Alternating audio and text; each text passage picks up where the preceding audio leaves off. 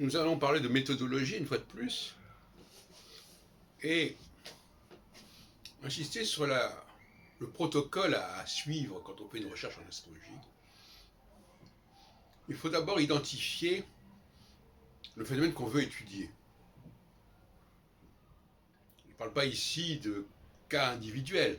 On peut étudier des cas individuels dans le cadre d'une population donnée qu'on a décidé d'étudier, ou dans le cadre d'un phénomène donné qu'on a décidé d'étudier, mais on n'étudie pas l'individu tout seul, mais comme un élément d'un ensemble. Et donc, comme je disais dans une autre vidéo, il faut arriver avec un projet cohérent, qui fasse sens pour l'astrologie, c'est-à-dire qui fasse sens pour la cyclicité. Finalement, il n'y a que dans le cadre d'une cyclicité que l'astrologie peut être abordée sérieusement. Et cyclicité, ça implique une dualité, au minimum. C'est-à-dire deux cas, deux situations ou deux camps. Et ça signifie aussi que finalement, on n'a pas besoin d'un très grand nombre de paramètres et de vecteurs. Et que les astrologues qui nous proposent d'utiliser une dizaine de paramètres planétaires parlent dans le vide. Ils ne savent pas de quoi ils parlent. On n'a pas besoin de tout ça. Il faudrait démontrer qu'on en a besoin. En réalité, il y a des paramètres qui sont liés à des conflits, qui sont liés à la lutte des classes, si on peut dire. Des classes au sens large du terme, c'est-à-dire entre des populations qui se complètent et qui se confrontent. Et puis il y a le paramètre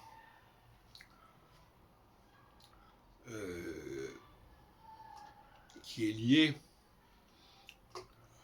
à des revirements d'opinion, à des revirements de tendance au niveau collectif. Par exemple, à certains moments, on va vouloir occuper les populations, les dirigeants vont vouloir occuper un espace aussi large que possible. Ils vont vouloir s'étendre. Ils vont vouloir englober, ce qui va créer des empires, qui va créer des fédérations, qui va créer des colonies. Et d'autres moments, ils vont vouloir se restreindre pour ne travailler que sur des choses qui sont visibles, qui sont concrètes, qui sont ancrées dans l'histoire, ancrées dans la génétique, etc. Ce sont ces mouvements et ces conflits qui sont l'objet, à mon avis, de l'astrologie. Vous me direz, on parle d'astrologie mondiale, pas forcément, pas uniquement. Parce que, comme je le disais hier, même si l'astrologie fournit des déterminismes collectifs, comme Saturne par exemple, tous les Saturniens sont marqués en même temps par le même processus. Il n'empêche que ça ne veut pas dire que ça ne va pas les impacter différemment les uns des autres.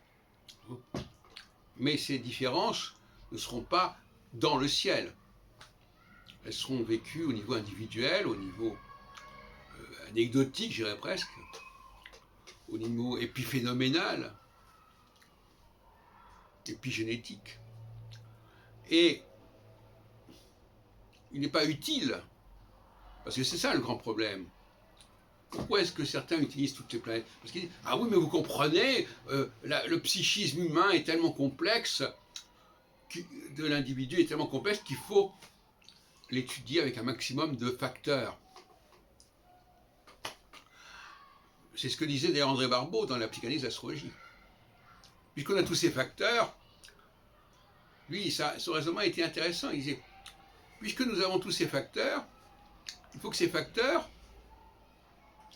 correspondent à un objet d'étude qui lui-même se prête à cette complexité.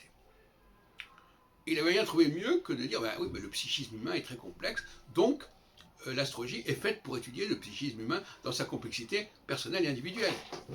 Il y a une logique à ça, quelque part. Il disait ça à la fin des années 50. Et en réalité,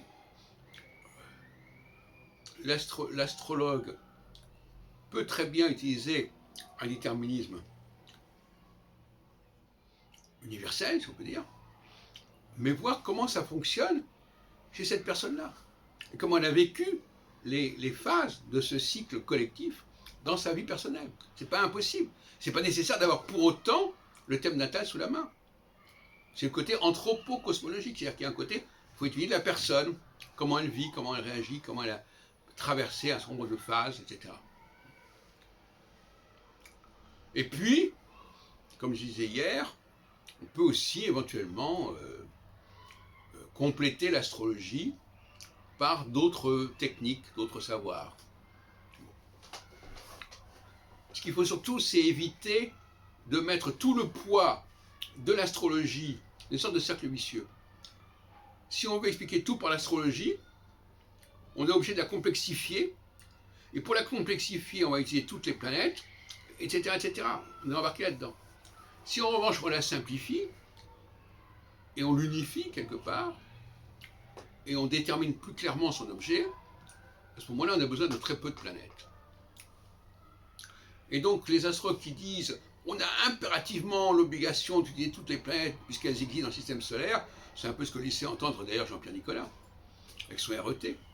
Toutes les planètes ont leur fonction, ont leur utilité. Allez, hop, il faut que ça serve à quelque chose. Moi, je me porte en faux contre ce genre de raisonnement. Voilà.